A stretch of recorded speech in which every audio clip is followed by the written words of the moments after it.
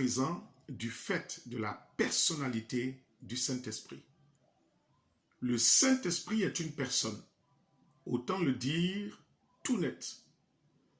Théoriquement, il se peut que nous le croyions, mais dans notre pensée intime à son égard et dans notre attitude pratique vis-à-vis de lui, le traitons-nous comme une personne? Connaissons-nous la communion ou l'association du Saint-Esprit? Comment prouver la personnalité du Saint-Esprit? Le premier moyen qui nous est donné pour argumenter cette question, c'est l'emploi des pronoms personnels utilisés dans la parole de Dieu pour désigner la personne du Saint-Esprit. Je vous lirai le passage de Jean chapitre 15, le verset 26 qui dit « Quand sera venu le Consolateur, que je vous enverrai de la part du Père, l'Esprit de vérité qui vient du Père, il rendra témoignage de moi. » On voit donc l'emploi du pronom personnel « il » dans ce passage, comme vous le constaterez vous-même de manière abondante dans le livre de Jean, au chapitre 16, du verset 7 au verset 14. Le deuxième élément qui attire notre attention dans la démonstration du fait de la personnalité du Saint-Esprit, ce sont les traits personnels et caractéristiques attribués au Saint-Esprit. De nombreux traits caractéristiques que seule une personne peut posséder sont attribués au Saint-Esprit. Par exemple, le Saint-Esprit possède la connaissance, et cela figure dans 1 Corinthiens chapitre 2, du verset 10 au verset 11. Le Saint-Esprit possède la volonté. On le voit en 1 Corinthiens chapitre 12, le verset 11. Le Saint-Esprit possède une mentalité. Cela est écrit dans Romains chapitre 8, le verset 27. Le Saint-Esprit possède l'amour en Romains 15, le verset 30. Le Saint-Esprit possède l'intelligence et la bonté. On le voit en Néhémie 9, le verset 20. Le Saint-Esprit peut être attristé. Cela est écrit en Éphésiens 4, le verset 30.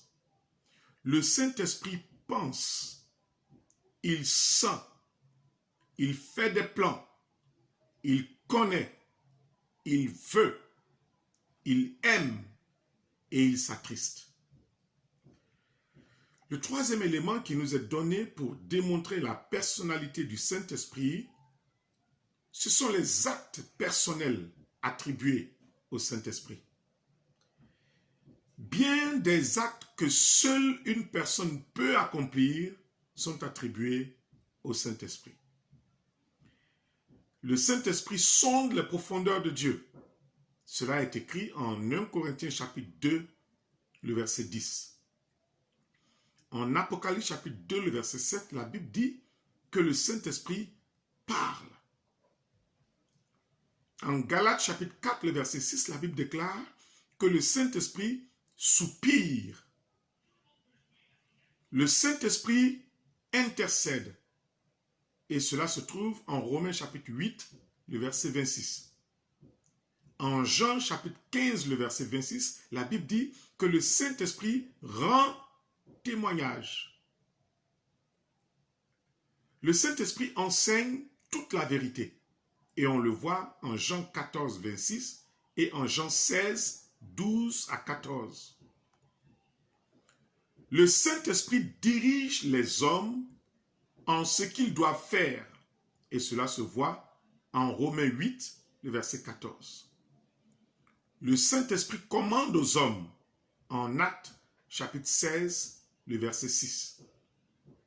Le Saint-Esprit appelle les hommes au travail et leur indique leur ministère. Cela est écrit en Acte 13, le verset 2, et en Acte 20, le verset 28.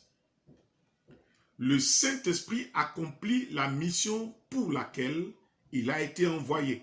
Cela est écrit en Jean, chapitre 15, le verset 26. Le dernier élément mis à notre disposition dans la parole de Dieu pour démontrer la personnalité du Saint-Esprit se trouve dans les fonctions personnelles et la manière personnelle dont le Saint-Esprit peut être traité. À propos des fonctions personnelles, le Saint-Esprit doit remplir une fonction que seule une personne pourrait accomplir.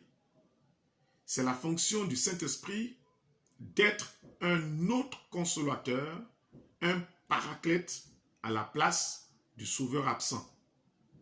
Jésus-Christ aurait-il employé un tel langage en parlant d'une influence ou d'une puissance impersonnelle? Jamais. À propos de la manière personnelle dont le Saint-Esprit peut être traité, il est possible de traiter le Saint-Esprit d'une manière qui ne peut s'appliquer qu'à une personne. La Bible déclare en Éphésiens 4:30 qu'il est possible de se rebeller contre le Saint-Esprit et de l'attrister. Une chose ne saurait être attristée. La Bible déclare en Hébreux chapitre 10, le verset 29, qu'il est possible d'outrager, en d'autres termes, d'insulter le Saint-Esprit. En Actes chapitre 5, le verset 3, la Bible déclare qu'il est possible de mentir au Saint-Esprit. En Matthieu 12, le verset 31, la Bible dit qu'il est possible de blasphémer contre le Saint-Esprit.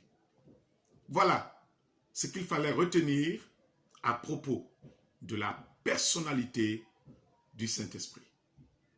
Dieu vous bénisse.